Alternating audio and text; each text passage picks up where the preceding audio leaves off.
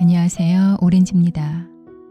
오늘 들려드릴 이정은 작가의 송짓골 가는 길은 제가 작년 2023년 8월에 업로드했다가 변경된 정책에 따라 삭제했던 작품입니다. 1년 전에 녹음했던 걸 다시 들어보니까 많이 쑥스럽네요. 제가 이렇게 했었군요. 처음에. 초창기 작품이라 애정이 많이 담긴 작품이에요.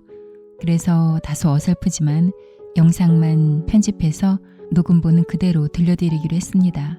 부족한 점은 많이 품어주세요. 바로 시작할게요. 이정은 작가의 송짓골 가는 길.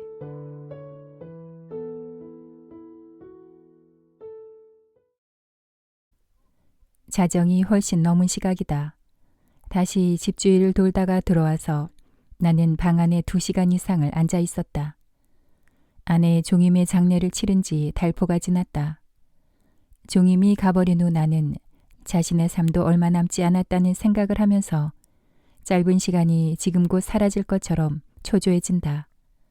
종임과 순이 그리고 금동 세 사람에게 진 죄를 어떻게 속죄해야 할까? 속죄한다면 누구에게 해야 하고 무엇을 어떻게 해야 한다는 말인가?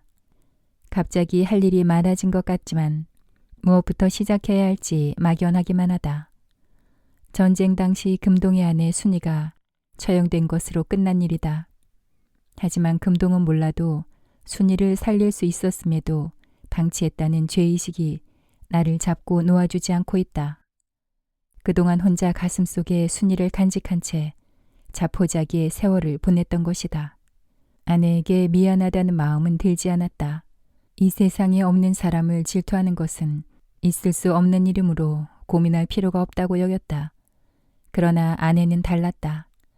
하나님의 딸답게 살려고 노력했으나 내면 깊숙이 나에 대한 증오가 남아 있었다. 마지막 숨을 거두며 부릅뜬 눈은 나에 대한 원망을 담고 있었다. 아내의 눈이 자꾸 내 가슴을 찔러대고 있다. 그녀가 살아있는 동안 상처를 헤아려 주었다면 이렇게 괴롭진 않았을 것이다. 가버린 사랑은 어쩔 수 없다고 해도 곁에 있던 종임에게 최선을 다하면서 살았더라면 하는 회한이 가슴을 쓸고 지나간다. 시계가 새벽 3시를 가리키고 있다. 방 안 구석구석을 서성거리다가 책상 앞에 앉는다. 성경책에 아무 페이지나 펼쳤다. 다윗이 우리아의 아내 밧세바를 탐하다. 사무엘기 학원 11장이었는데 그 내용은 이랬다. 어느 날 저녁 다윗 왕은 왕궁의 옥상을 거닐다가 아름다운 여인이 새하얀 나신을 씻고 있는 것을 내려다보게 되었다. 저 여인은 누구인가? 다윗은 사람을 보내어 그 여인이 누구인지 알아보았는데 그 여자는 밧세바인데 남편은 우리아라고 보고하였다. 다윗은 지체 없이 그 여인을 불러들였다. 다윗은 부하의 아내인 밧세바와 정을 통하고는 돌려보냈다. 밧세바도 문제가 있다고 생각된다. 다윗을 고의로 유혹한 건 아닐까. 왕궁 옥상에서 보고 아름다운지 아닌지를 알 수 있는 거리에서 매일 목욕을 했을 것이다. 다윗이 그날 처음으로 옥상에서 본 것은 아닐지 모른다. 밧세바는 다윗이 매일 그 시간에 옥상에 나오는 것을 알고 있었던 것은 아닐까. 남편이 전쟁터에 나가고 오랫동안 독수공방이다. 이 모든 것을 계산하고 다윗이 볼 수 있는 장소에서 몸을 씻고 있었을 것이다. 얼마 후 밧세바가 다윗에게 사람을 보내어 태기가 있다고 알리자 다윗은 전쟁터에 있는 우리아를 불러들여 밧세바에게 보낸다. 밧세바가 임신한 아이를 우리아가 한 것으로 덮어씌우면 무사할 것이라고 생각했다. 충성스럽고 우직한 우리아는 전쟁에서 고생하는 동료들을 배신하고 싶지 않아 집으로 돌아가지 않고 왕궁 문간에서 근위병과 지낸다. 우리아가 집으로 내려가지 않았다는 것을 알고 다윗은 물었다. 어찌하여 집으로 내려가지 않는가? 우리아가 대답했다. 온 이스라엘군과 유다군이 야영 중입니다. 계약궤도 거기 있고 상관인 요압장군님과 임금님의 부하들이 거기 있습니다. 그런데 저만 먹고 마시며 제 아내와 함께 밤을 지낼 수 없습니다. 나리백자 다윗 왕은 우리아를 전투가 가장 심한 곳으로 내보냈고 우리아는 전쟁터에서 비참하게 죽었다. 우리아가 전사했다는 소식을 듣고 밧세바는 곡을 하였다. 애도 기간이 끝나자 다윗은 밧세바를 아내로 삼았다. 내가 교회에 다니기 시작한 것은 아내의 종임의 장례를 치르고 나서부터였다. 교회에 가긴 했지만 아무런 기도를 할 수 없었다. 내가 구원의 손길을 내밀 때 내 손을 잡아줄지 어떨지 몰랐기 때문이다. 주님은 다윗을 어떻게 용서했나요? 라고 목사님에게 묻고 싶었지만 혼자 앉아서 창밖을 바라보았다. 순위를 차지할 수 있다면 무슨 짓이든 할 수 있었습니다. 이런 마음을 갖게 해놓고 자유의지를 주었다는 그분의 의도는 무엇인가요? 젊은 날 순위를 갖고 싶은 간절함에 목숨을 바쳐도 좋을 것 같았다. 빼앗을 수도 있겠다는 가능성이 생기자 욕망이 불타올랐다. 죽음도 두렵지 않을 것 같은 욕망을 주고 절제하라고 한 신의 의도는 무엇일까? 인간을 사랑한다는 말은 위선일 가능성이 높다. 초월자 L. 신은 책임을 면하려고 인간에게 자유의지를 주었는가? 그렇다면 나를 선택하여 고통을 주면서 관찰자 역할을 하는 것이 분명하다. 불행하게도 나는 L의 계략에 걸려들고 말았다. 다음 날 오전 수원역 톨게이트 맞은편에 있는 시외버스 터미널로 갔다. 감색 점퍼를 입은 운전사의 여벌굴이 보인다. 시동소리가 웅웅거리는 버스 안은 추웠다. 운전석 뒤로가 앉았다. 수시로 여닫히는 앞문으로 밀려오는 바람이 얼굴에 덮쳐온다. 어깨가 시리다. 히터 쪽으로 갈까 엉덩이를 들다 도로 주저앉았다. 바퀴가 불쑥 튀어나와 있어 발의 위치가 불편할 것 같다. 방한화로 무장한 발은 아직 괜찮지만 차 안의 추위가 만만치 않아 깃을 올리며 목을 묶는다. 앞문으로 승객들이 들어선다.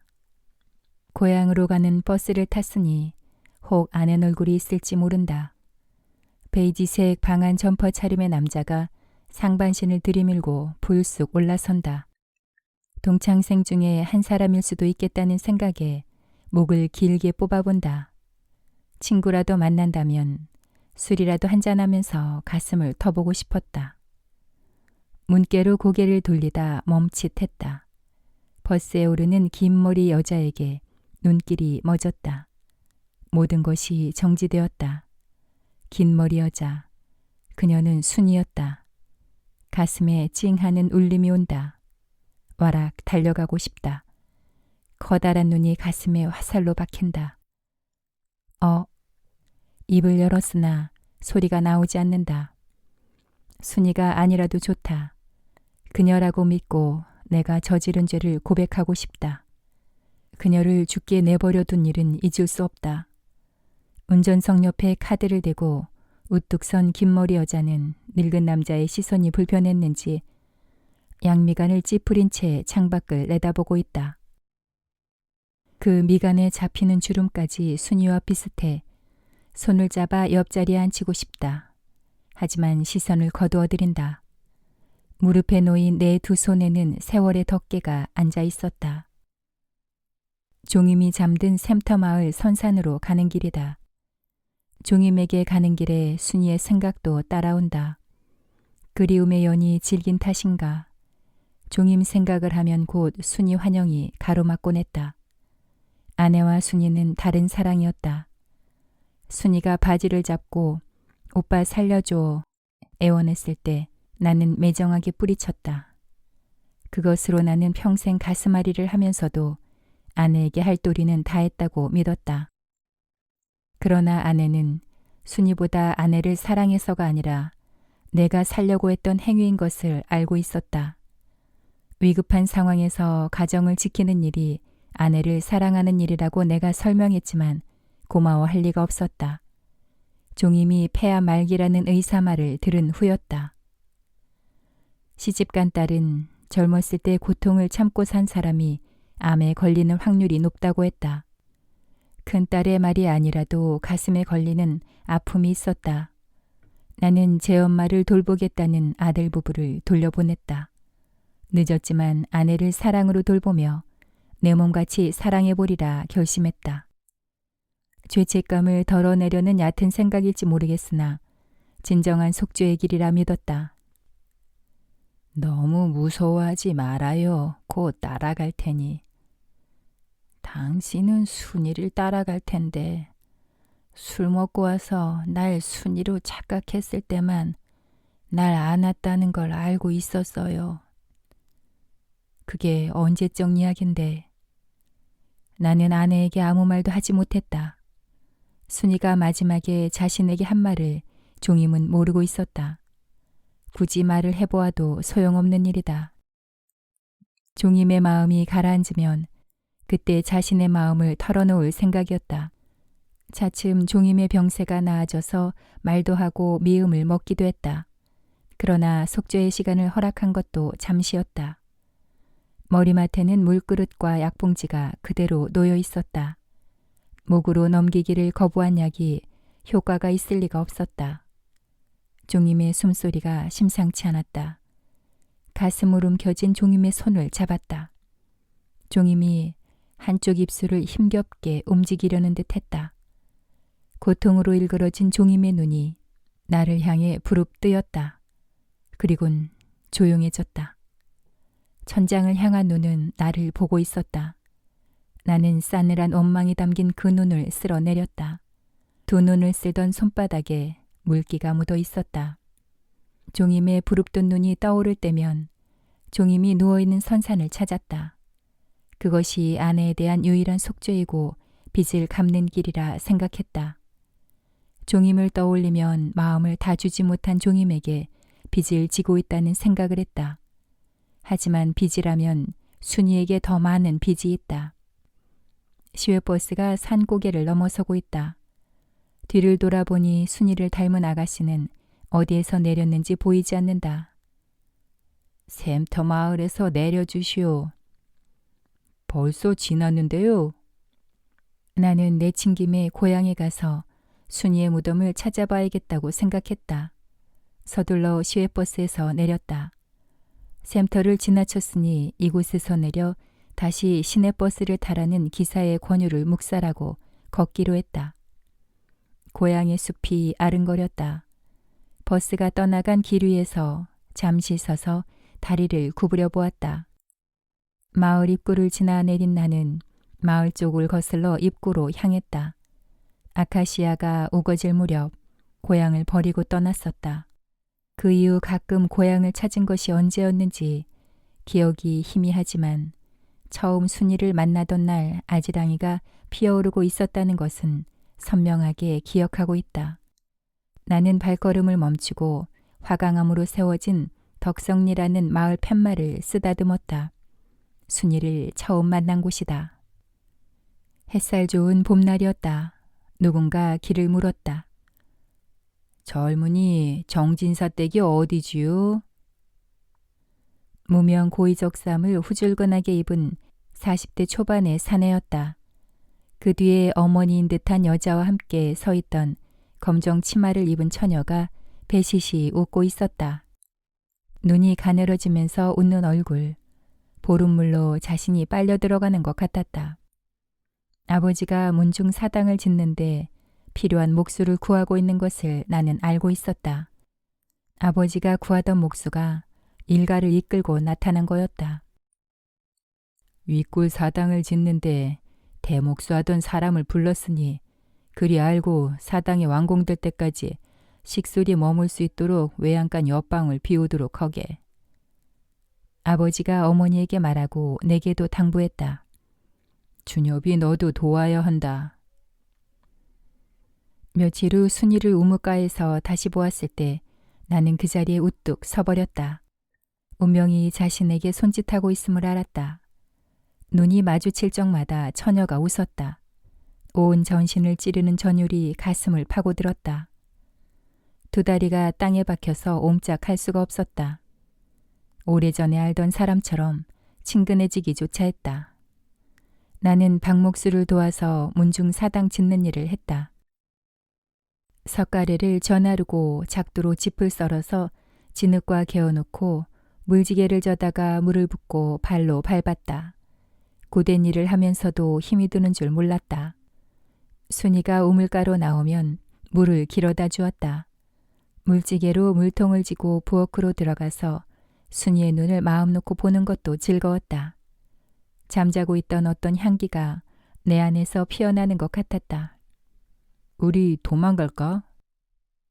아재 색시는? 조금만 기다려. 보내버리면 끝이지. 농담인 척 말을 걸었더니 순이가 웃었다.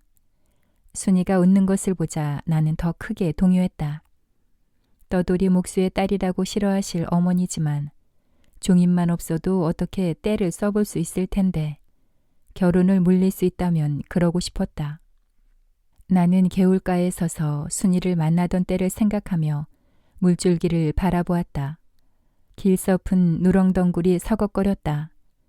바람이 먼지를 일으켜 하얀 풀씨들이 날아들었다. 바람결에 순이 숨소리가 들리는 듯했다. 독고마리가 옷자락에 붙으려다 그냥 떨어졌다. 넓었던 개울에는 콘크리트 다리가 놓였고 얼음 밑으로 흐르는 물이 뽀얗게 보였다. 순이가 마을로 들어온 해는 장마가 졌었다. 장마 후의 더위는 대단했다. 밤이면 마을 처녀들이 개울가로 모여들었다.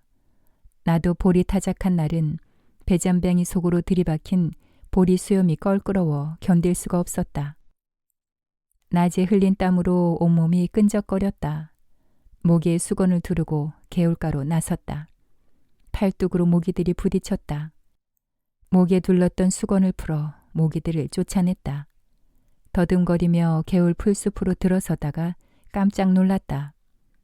바위 뒤에 누군가 숨어서 냇가를 보고 있었다. 머슴인 금동이었다. 야, 뭘 봐? 쉿, 순이가 저 위에서 목욕해. 금동은 손을 입으로 가져갔다. 돌돌 흐르는 물소리 중간중간 제잘거리는 말이 들렸다. 개울물 위로 마을 처녀들 웃음소리가 튀어올랐다. 그중 순이의 웃음소리를 가려내 들으려고 귀를 기울였다. 웃음소리를 들으며 선녀와 나무꾼을 생각했다. 순이의 옷을 감추는 상상을 해봤다. 예쁜 얼굴이 빨개질 것이다. 나는 저절로 웃음이 삐어져 나왔다. 자갈밭 위에 옥무더기가 하얗게 주저앉아 있었다. 옆에서 금동이의 가쁜 숨소리가 들렸다. 이 녀석도 순이를 좋아하고 있는 걸까? 나는 초조해졌다. 순이 아버지 박씨가 안골로 들어와 살게 된 후 1년도 되지 않아 박목수의 아내가 죽게 되었다. 박씨는 아내가 죽자 몹시 서러워하더니 살림도구를 정리했다. 고향으로 갈 것이라고도 했고 아니라고도 했다. 기약 없는 방랑의 길을 다 큰 처녀와 홀아버지가 함께할 순 없는 일이었다. 박씨는 외동딸인 순이를 부지런하다고 소문이 난 금동과 짝을 이루어주고 싶다는 속내를 아버지에게 비쳤다. 아버지는 머슴인 금동이 부지런해서 잘 살 거라면서 동의했다.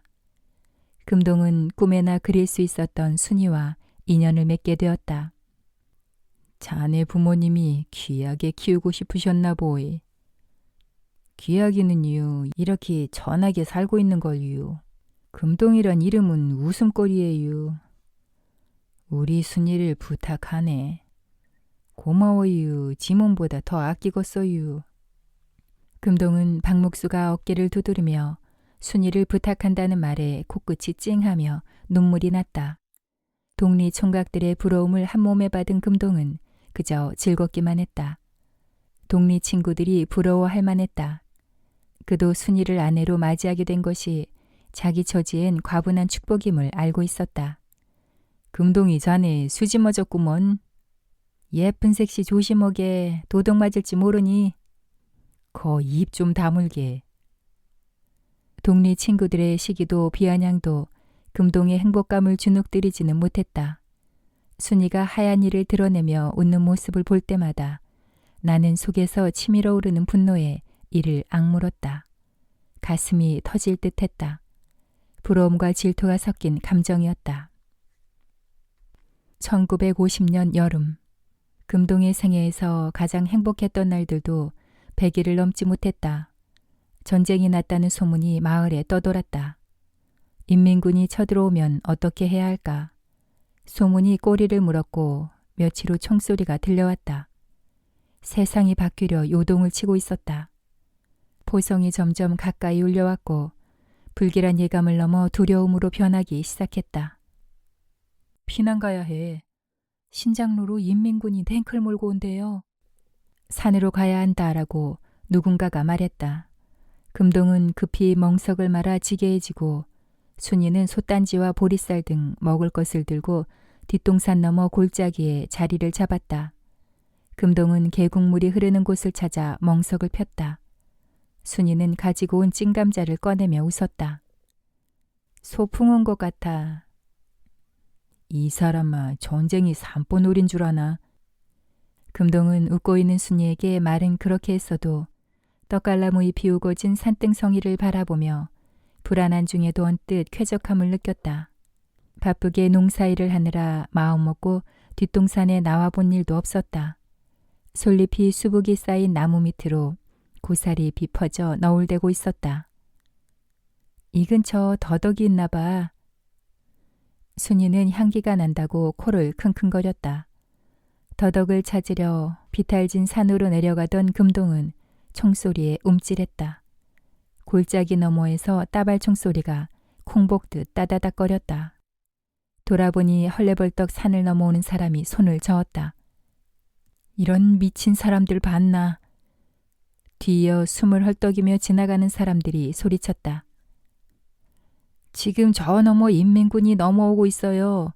빨리 내려들 가요. 섭을 지고 불로 뛰어들다니. 금동은 정신이 번쩍했다. 다시 집으로 뛰었다. 울타리여 비탈진 밭두렁이 눈에 들어왔다.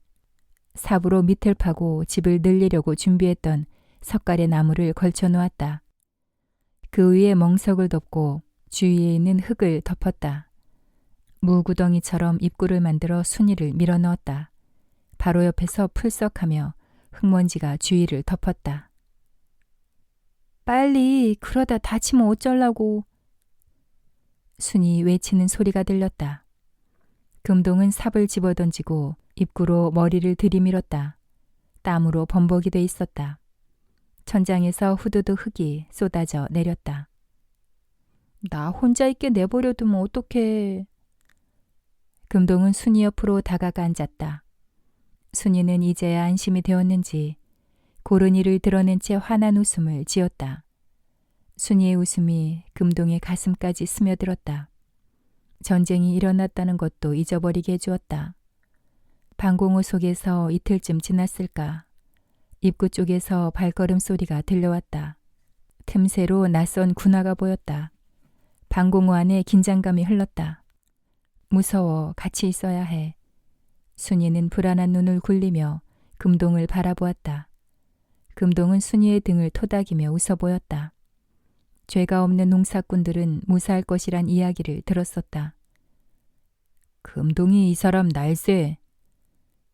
군인처럼 당당한 목소리의 주인이 빨리 생각나지 않았지만 자세히 들어보니 박경철이었다. 팔을 잡고 있는 순이 손을 뜯어내며 금동은 일어섰다. 박경철은 마차꾼이었다. 평소 자신에게 따뜻한 시선을 보내던 그가 좋은 세상이 오면 자네는 고생을 안 해도 된다고 했었다. 같은 농사꾼인 줄 알았는데 팔에는 군인민위원장이라는 붉은 완장이 채워져 있었다. 새로운 세상이 왔네. 우리 함께 일해봄세. 박경철은 딴 사람이 된 것 같았다. 얼굴은 빛이 났고 눈빛이 형형했다. 말도 유식해졌다. 이승만 정부를 미국놈 앞잡이라고 비난하긴 했어도 그가 빨갱이라는 것은 짐작도 못한 일이었다. 네, 전에도 말했지만 사람은 누구나 평등하다네. 노동자의 피로 갈취한 악덕 지주 땅은 농토가 없는 소작농에게 균등하게 배분될 것에 우리 자식들이 대학도 무료로 공부할 수 있는 세상이 우리를 기다리고 있는 것에 그러기 위해서 우리는 조국 해방전쟁에 앞장서서 나아가야 할 것에. 순이를 위해서 좋은 세상을 만들어주고 싶은 것이 금동의 꿈이었다. 머슴의 아내라는 이름이 따라다니는 순이에게 양반 상놈이 없는 평등한 사회는 떳떳한 위치를 제공해줄 좋은 기회였다. 박경철의 권유를 받아들이는 것으로 금동의 꿈이 가까워질 것 같았다. 평생 남의 일만 한 인생에 빛을 볼 수 있는 세상이 온다니 그런 세상을 위하는 일이라면 목숨을 잃는다 해도 아깝지 않았다. 아침은 빛나라 이강산, 은금의 자원도 가득한 삼천리 아름다운 내조국. 금동은 인민공화국 국가를 배우느라 열심이었다. 조용하던 마을에선 지각 변동보다 더 큰 사상 변동이 일어났다. 마을 사람들 언어도 달라졌다. 동무라는 단어가 이상했고 우스개처럼 들렸다. 금동은 리 위원장의 완장을 차면서 밤마다 회합에 참석하여 해방군을 위해 정신무장을 해야 한다고 강조했다. 그러나 금동이 아무리 평등사회를 외쳐댔어도 마을 사람들은 믿지 않았다. 금동이 가난해서 마을 사람들의 땅을 차지하려는 수작이라고 생각할 뿐이었다. 김금동 씨. 금동은 동무가 아니라 씨로 불려진 것에 어리둥절했다. 해방군이 낙동강 전투에서 승리할 날이 얼마 안 남았다며 읍사무소에서 회의를 하다가 박동철의 부름을 받고 밖으로 나갔다. 평소와 다른 다급한 목소리가 불길했다. 조국 해방 전쟁에서 승리할 거라고 늘 자신감이 있던 그였다. 인천으로 상륙한 연합군 때문에 지리산 쪽으로 들어가 투쟁을 해야 할 것이라고 했다. 후방을 교란시키고 민족해방운동을 계속하라는 당의 지시가 있었다고 했다. 곧 해방군이 도착할 걸세. 투쟁을 멈추지 않고 있으면 곧 통일이 될 걸세. 그 즈음 하늘엔 수시로 쌕쌕이가 날아들었다. 쌕쌕이 소리는 포성보다 두려운 존재였다. 산 너머에서 포성이 울려왔다. 두려움으로 가슴이 울렁거렸다. 잠시 피신해야 한다는 박경철을 따라 나섰다. 여름 옷에 무장도 하지 않은 채 금동은 힘겹게 산을 넘고 있었다. 순이에게 기다리라는 말도 하지 못했다. 해방군의 소식은 들려오지 않았다. 곧 해방군이 도착할 것이라고 박경철이 말했으나 힘이 빠져 있음을 느꼈다. 벌써 3일째 밤에만 행군을 했다. 순이에게 거처를 알려야 했다. 잠시만 피하자고 서두르는 바람에 금동은 순이를 만나지도 못하고 퇴각조에 합세하게 된 것이다. 순이가 없는 해방은 금동에게는 아무런 의미가 없었다. 애당초 인민공화국에 참여한 것은 순이를 위한 일이었다. 잠시 피신하는 것일 뿐이라던 경철의 말이 수상했다. 금동은 순이에게서 자꾸 멀어지고 있었다. 뒤로 처지는 금동에게 경철의 시선이 꽂혔다. 나고는 용납지 않아.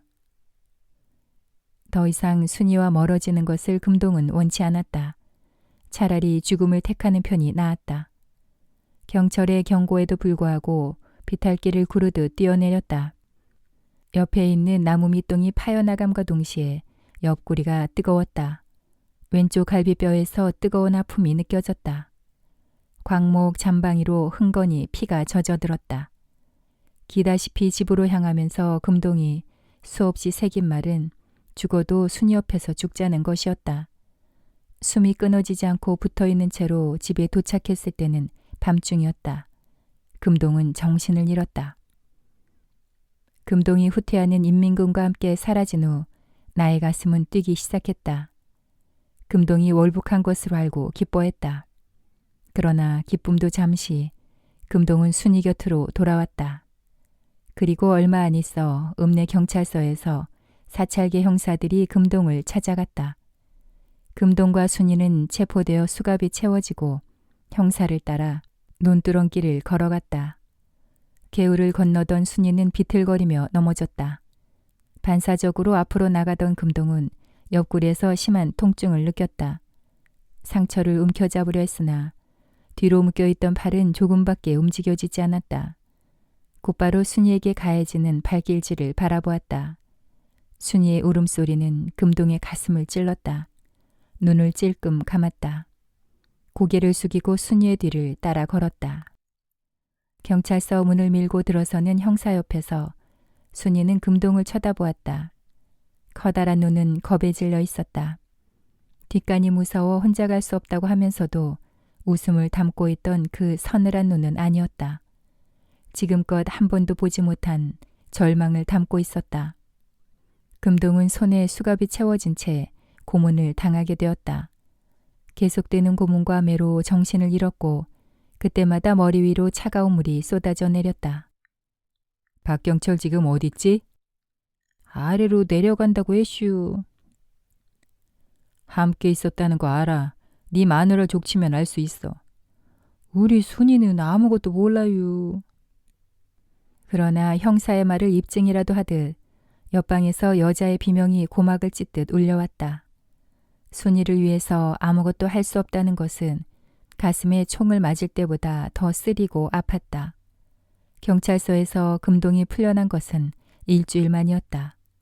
먼저 풀려나 있던 순이는 엉덩이가 터져서 바로 눕지 못하고 엎드려 있었다. 나는 느티나무에 앉았다. 50년이 넘은 옛일이었다. 나무 위에 앉아 금동의 집을 바라보던 때가 생각난다. 추운 겨울밤 순이를 기다리며 휘파람을 불고 있었다. 순이와 미래가 시작된 것은 그 즈음이었다. 울타리가 없어져 버린 금동의 집은 알몸을 드러내고 있었다. 울타리가 차츰 땔감으로 사라졌다. 이윽고 사리문 근처만 남겨놓았다. 사리문을 버티고 선 담 옆에서 순이의 모습을 보고 있노라면 가슴이 찢어지는 것 같았다. 순이는 독리 늑대들의 표적이 되었다. 빨갱이 마누라쯤, 그것도 부상한 몸으로 방 안에 누워있는 금동의 존재쯤은 무시되고 있었다. 빨갱이 마누라에게 일을 시키는 사람도 없었고 숨어서 지내는 처지로 먹을거리를 구할 방법이 없었다. 빨갱이도 밥은 먹어야 했고 살아야 했다. 굶어 죽게 놔둘 수 없어서 밤중에 아무도 모르게 쌀을 가져다 주었다. 순이가 고마운 마음을 표시하기 위해서 사람들 눈을 피해 인사를 하겠다고 나선 일이 계기가 되었다. 순이의 방문 앞에서 기다린 지도 1시간은 좋게 될 듯했다. 나는 몇 번째 신호를 보내고 있었다. 헛기침 소리가 방문 앞을 지나갔다. 울타리가 없어져 버린 방문 앞은 누구나 다닐 수 있는 길이었다. 유독 가슴을 후비는 발소리가 금동의 귀를 울렸다. 그놈의 발소리가 틀림없어. 금동은 자는 채 하고 있었다. 금동의 옆에 순이가 등을 깔고 누웠다. 순이는 무슨 생각을 하고 있을까? 어서 내가 잠들기를 바라고 있을까? 그놈이 밖에서 자기를 기다리고 있다는 생각에 좀이 쑤시는 걸까? 잠결인 양 뒤척이며 순이의 가슴 위로 팔을 얹었다. 순이가 그 손을 살그머니 들어 내려놓았다. 금동은 순이의 가슴을 끌어안았다. 오늘 밤엔 순이를 놓치지 않으려고 작정을 했다.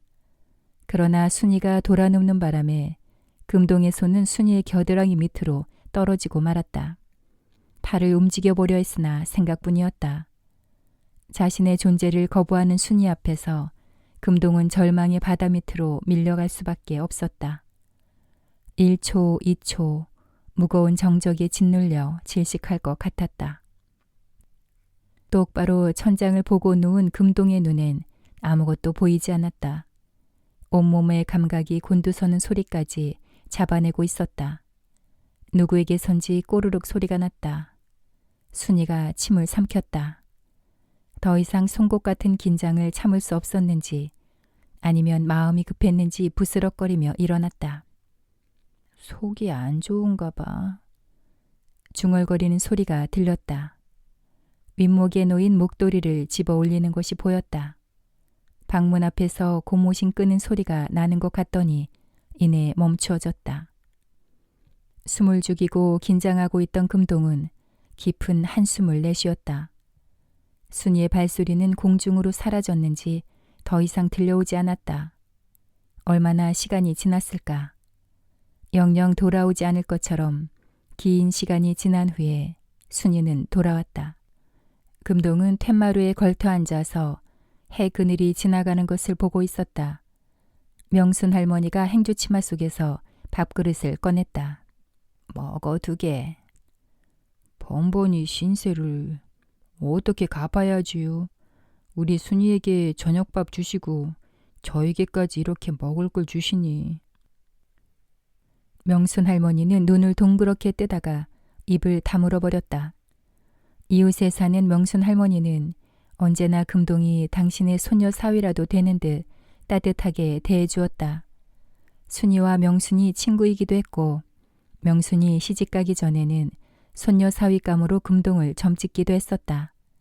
명순이 바람이나 집을 나가는 바람에 무산되었지만 동리 사람들이 빨갱이라고 손가락질할 때도 빨갱이는 무슨 놈의 빨갱이라고 착한 사람만 잡지 하고 금동의 편을 들었다. 밥그릇을 반쯤 비웠다. 수저를 놓으려는데 명순 할머니는 밥그릇에 물을 부어버렸다.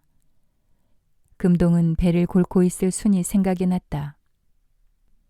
순이는 어떻게 하나. 성한 사람인데 뭘 걱정해. 점점 이뻐지는 거 보면 모르나. 아픈 사람이 많이 먹어둬야지. 명순 할머니는 그래야 마누라도 도망가지 않을 거라는 말도 덧붙였다. 바람꽃 같은 계집을 살랑살랑대니 원. 우리 집 사람은 그런 사람이 아니어유. 이쁜 게 무슨 죄여유.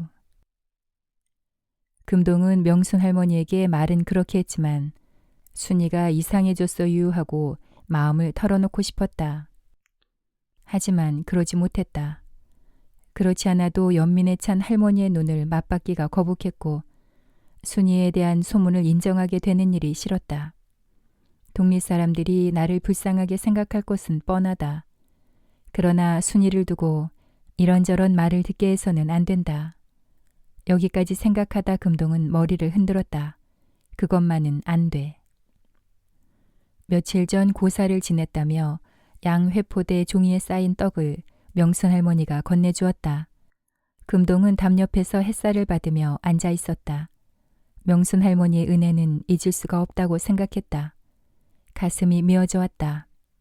두툼한 무시루떡을 보니 침이 넘어갔다. 반쪽을 먹었다. 부드럽게 입안에서 녹았다. 남은 떡을 부스럭거리며 종이에 꼭꼭 쌌다.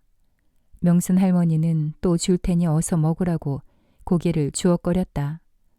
덤으로 주는 것을 순이에게 주기보다 자신의 몫을 순이에게 나눠주고 싶었다. 자신의 목숨과도 같다고 생각하면서도 순이를 위해서 금동이 해줄 수 있는 일은 아무것도 없었다. 머리맡에 놓아둔 떡으로 자꾸만 눈이 갔다. 순이가 들어오면 말을 해야지 생각하니 마음이 설레기도 했다. 순이가 돌아오자 금동은 떡을 내밀었다. 이거 먹어봐. 순이는 건성으로 받아들였다. 손때가 잔뜩 묻었네. 당신이나 먹어. 순이의 밤 외출은 날마다 계속되고 있었다. 밤이 되자 금동은 더욱 추워졌다. 순이를 자신의 옆에 묶어두고 싶었다. 지금 주념놈이 와 있을까? 아까부터 휘파람 소리가 났었다. 지놈이 이팔 청춘이라고.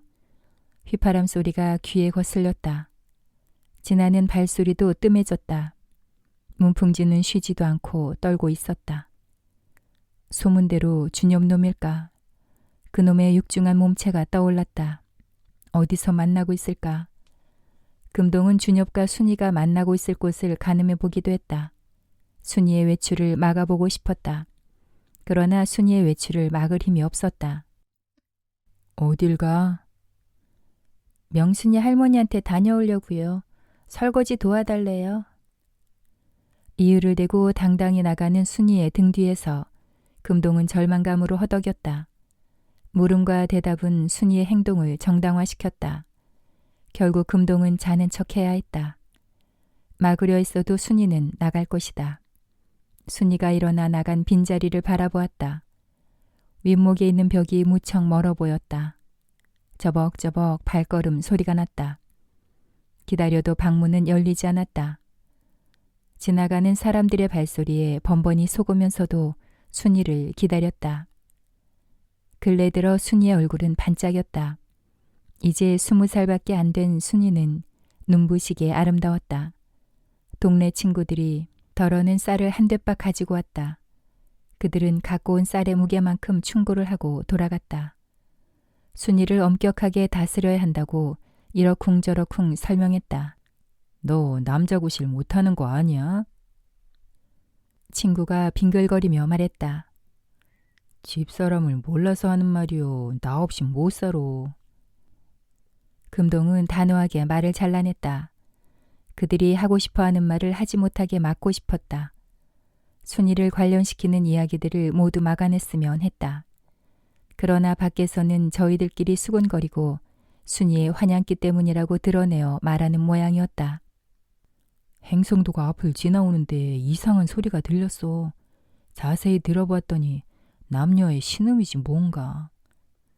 세상이 험해지니까 귀신도 그 짓들을 한다는 거요. 애끼 이 사람 싱겁긴 바람난 사람 짓이겠지. 누군지 뻔하잖아. 준엽과 종임이 싸움을 자주 한다는 소문이 들렸다. 어느 날 준엽의 아내 종임이 찾아와서 금동을 향해 힐책했다. 종임의 눈은 분노를 담고 있었다. 준엽에겐 대놓고 따지지 못하고 금동을 통해서 해결하려고 하는 것 같았다. 금동이 자넨 호인인가 아니면 바본가? 무슨 말씀이유? 순이가 임신했다는 소문이 났소. 정말이여유. 그렇다면 좋은 일이지요. 마누라 단속 좀 하게나. 집사람은 지가 상처가 덧나서 고생할 때 입으로 고름을 빨아내 살려준 은인이여유. 집사람이 아이를 가졌다면 지는 죽어도 여한이 없구먼유. 누구 새끼인지 모르니 말일세. 더 이상 말씀 마세요. 어느 누구도 우리 집사람 흉보는 건 싫구먼요. 금동은 누가 뭐래도 순이를 믿고 싶었다.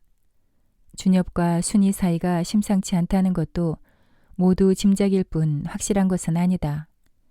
순이가 밤외출을 하고부터 죽이라도 먹을 수 있다. 지금껏 목숨을 부지하고 있는 것 자체가 기적이다. 아무도 빨갱이 가족이 무엇을 먹고 사는지 걱정하는 사람은 없다. 가끔 명순 할머니의 도움이 있긴 해도 그것으로는 역부족이다. 마을 사람들은 빨갱이를 문둥병보다 더 무서워했다. 빨갱이를 돕는 일은 곧 빨갱이 사상을 가진 것으로 인정될지도 몰랐다. 모두 빨갱이라는 소리를 듣게 될까봐 겁을 내고 있었다. 오늘 아침만 해도 밥상을 들고 들어온 순이에게 금동은 차마 쌀이 어디서 났느냐고 묻지를 못했다. 어제 밤새 순이를 원망했으면서 아침에 순이가 가지고 온 밥상을 보고 침을 삼켰다. 생명은 자존심도 슬픔도 모른 채 하게 했다. 금동은 허겁지겁 밥그릇에 눈을 고정시켰다. 어제 저녁 내내 순이를 원망했고 자신의 삶은 결국 실패한 것이라고 슬퍼하기도 했다. 그러나 아침 해가 떠오르면 어둠이 있었던 기억도 사라지듯 순이가 돌아오면 미움이 없어져 버리곤 했다. 눈이 내리고 날씨는 더욱 추워졌다. 명순 할머니 집 개종시계 소리가 끝없이 울려왔다. 끝나는가 하면 또 계속 이어지는 시계 소리가 12번도 넘게 치는 것 같았다. 11시면 어떻고 12시면 또 어떤가. 세상이 끝장나는 것도 아니었다. 새로운 날이 시작되는 시간이 아닌가. 밤사이에 나가 있던 순이는 새벽녘에 얼음장처럼 얼어가지고 돌아왔다. 순이의 작은 발을 다리 사이에 묻어주었다. 금동은 눈을 감고 차가운 발을 보듬었다. 젖가슴께로 더듬거리던 금동의 손을 매몰차게 털어내던 순이지만 금동의 다리 사이에 있는 발은 거두어들이지 않았다. 순이가 돌아와 다시 혼자 있지 않게 된 것이 얼마나 다행스러운지 몰랐다. 순이의 발을 따뜻하게 해줄 수 있는 지금이 좋았다. 1951년 1월 중공군이 침공했다는 소문에 민심은 극도로 술렁대기 시작했다. 금동은 착잡했다. 앞으로 나는 어떻게 되는 걸까? 자유의 몸으로 풀어줄까? 인공에 협조한 부역자를 살려줄까? 순이는 나 때문에 고생을 너무 많이 했다. 순이 혼자라도 떠나보내야 한다. 살아남아 내 아이를 낳아야 한다. 그러나 왜 이렇게 무서워질까? 튕겨지는 소리가 들릴 것 같은 순이의 볼을 한번 만져보고 싶다. 그런데 순이는 어디에 있을까? 준엽과 함께 있다면 들리는 소문대로 행성도가 아닐까. 새 텃밭을 메고 있을 때 순이가 점심을 날라왔었다. 그때 시커먼 소나기 구름이 몰려왔다. 급한 김에 비를 피할 수 있도록 행성도가 안으로 몸을 피한 적이 있었다. 상여를 보관했는데 무서운 귀신이 난무한다던 곳이었다. 그런데 안으로 들어가자 의외로 마음이 편했다. 옆에 세워져 있는 멍석을 바닥에 내려놓았다. 우리 여기서 한잠 자고 갈까? 죽은 사람이 보고 있는 것 같아. 순이는 그 옆을 지날 적마다 오싹하다고 했다. 간지럼을 많이 타는 순이는 웃기를 잘했다. 겨드랑이 밑으로 손을 넣으면 히끅거리며 웃었다. 그 모습이 귀여웠다. 순이가 어떻게 하면 즐거워하는지 준엽능은 모를 것이다. 금동은 자신의 등을 파고들던 순이의 손톱을 기억한다. 지금도 순이는 나만을 사랑할 것이다. 동네 사람들 말이 사실이라면 순이는 자신을 살리려고 어쩔 수 없이 준석의 요구를 받아들였을 거라고 금동은 생각했다. 김금동 씨. 밖에서 금동을 부르는 소리가 났다. 자정이 지난 지금 순이는 돌아오지 않았고 낯선 사람이 부르고 있었다. 가슴이 섬뜩하고 느낌이 이상했다. 지금의 부름은 무엇을 의미하는 것일까? 경찰서에 다시 가두려는 것일까? 그러고 나서 피난을 떠날 모양이었다. 방문을 밀고 나서자 총구가 가슴을 향하고 있었다. 저만치의 검은 신발이 허옇게 눈을 뒤집어 쓰고 있었다. 거죽뿐인 신발은 뒤축이 닳아 없어져 버린 지 오래였다. 발이 닿는 순간 부서져 버릴 것 같이 얼어서 나막신을 신는 것 같았다. 더듬거리며 찾아 신은 신발은 걸음의 무게만 더할 뿐이었다. 1분 1초를 세어가며 기다리던 순이는 소식이 없었다. 금동에게 기쁨을 주었던 순이, 그 순이가 먼 곳으로 몸을 피했기를 빌었다. 순이는 내가 이 세상에 태어난 보람이고 내 아이를 낳아 기를 여자다. 밤마다 다른 남자의 품으로 갔다고 원망을 했던 생각이 떠올랐다. 다 부질없는 욕망이었다. 25년을 살았지만 순이와 함께했던 9달 동안만이 금동이의 전 일생이었다. 순이가 남겨놓은 행복은 나머지 삶을 모두 채우고도 남았다. 저쪽에서도 끌려오는 사람들이 보였다. 가까이 다가오는 노인은 박경철의 어머니였다. 경철의 어머니는 아들의 거처를 대지 못해서 반죽음을 당했다고 했다. 경철의 어머니를 찾아보려고 해도 빨갱이끼리 내통한다고 해서 한 번도 만나지 못했었다. 경철의 어머니를 확인한 순간 아찔했다. 설마 했었다. 처음 끌려 나왔을 때는 경찰서로 가는 줄만 알았다. 온 독립부역자 가족을 이 밤에 끌어모은다면 죽음의 길로 가고 있는 것이 분명했다. 25살의 나이로 삶이 끝나고 있었다. 억울한 것도 같았다. 개울을 비켜가는 것으로 보아 송짓골로 가는 것이 분명했다. 소나무가 빽빽이 들어차서 한순간 넘어질 뻔하자 어느새 기관총이 옆구리를 찔렀다. 며칠 전 내린 눈이 얼어서 발걸음을 내디딜 때마다 뚜꺽뚜꺽하며 밟지 않은 눈이 부서졌다. 금동은 정신을 가다듬었다. 마지막이 될 이 세상을 똑바로 보아두고 싶었다. 감청색 하늘도 하얀 눈도 볼 수 없어질 것이다. 순이는 어디 있을까? 시간이 너무 없었다. 골짜기를 향해 가고 있었다. 순이야, 네가 있어 행복했었다. 나의 마음을 순이는 알고 있을까? 미리 와 있던 마을 사람들이 커다란 흙구덩이를 만들어 놓았다. 그 중에 준엽의 모습도 보였다. 놈이 왜 여기 있을까? 녀석은 눈이 마주치자 고개를 돌렸다. 그렇다면 순이를 어디든 숨겨놨겠지. 녀석이 살아있는 한 순이의 생명은 안전할 것이다. 윗골이나 다른 곳에서 끌려온 사람들까지 30여 명은 되었다. 맨발이나 다름없는 발이 몹시 시렸다. 서 있다는 감각도 없었다. 순이가 보고 싶었다. 순이야, 목소리가 나오지 않았다. 갑자기 가슴에 바람이 지나갔다. 뒷줄에 서 있는 사람들 틈에서 후들후들 떨고 서 있는 순이를 발견한 것이다. 살려줄 누군가를 찾고 있는 것 같다. 치마끈이 허리 밑으로 흘러내려 발에 밟히고 있었다. 하늘을 쳐다보았다. 코끝이 울리며 아무것도 보이지 않았다. 이 못난 남편과 기어코 마지막을 가야 하는 여자. 네가 멀리 달아나 주길 기다렸는데 왜 이곳으로 끌려왔어? 바보, 이 넓은 세상에서 너 하나를 받아줄 사람이 없었단 말이야. 눈에 쌓인 골짜기 위로 아직도 까만 하늘을 향해 소리를 질렀다. 순이의 맨발이 눈에 들어온다. 이거 신호. 목을대를 넘어오는 눈물을 삼켰다. 순이가 받았을 배반의 아픔이 전해온다. 금동은 가슴이 저려왔다. 나는 금동의 아내를 차지한 우월감으로 우쭐대기도 했다. 한편 금동을 대할 때마다 미안한 마음이 없지는 않았다. 그러나 순이가 나의 남자다움을 좋아해서 자신을 선택한 것이란 생각을 했었다. 순이를 따뜻한 방에서 한 번도 재우지 못했다. 행성도가 안에서 만나곤 했다. 나는 몸을 떨고 서 있던 순이를 멍석 위에 눕혔다.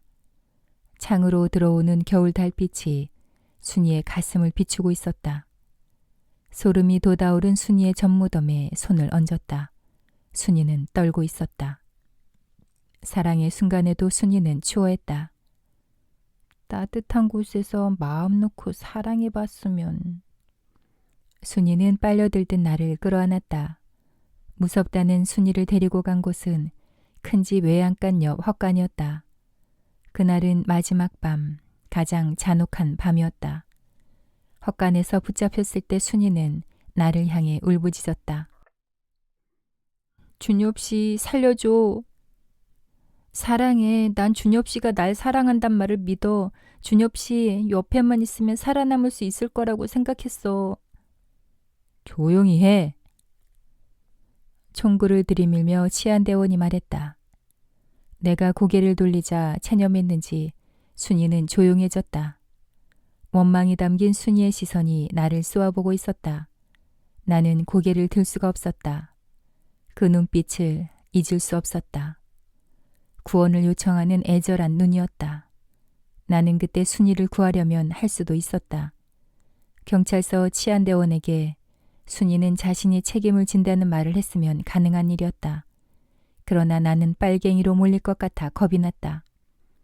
이 여자 당신 마누라야? 아니요, 김금동 첩니다. 순간 나는 빨갱이 아내를 가로챘다는 사실이 들키면 살아가는데 커다란 짐이 되리라는 것을 직감했다. 순이로 인해 겪게 될 굴레가 싫었다는 것이 내 진심이었다.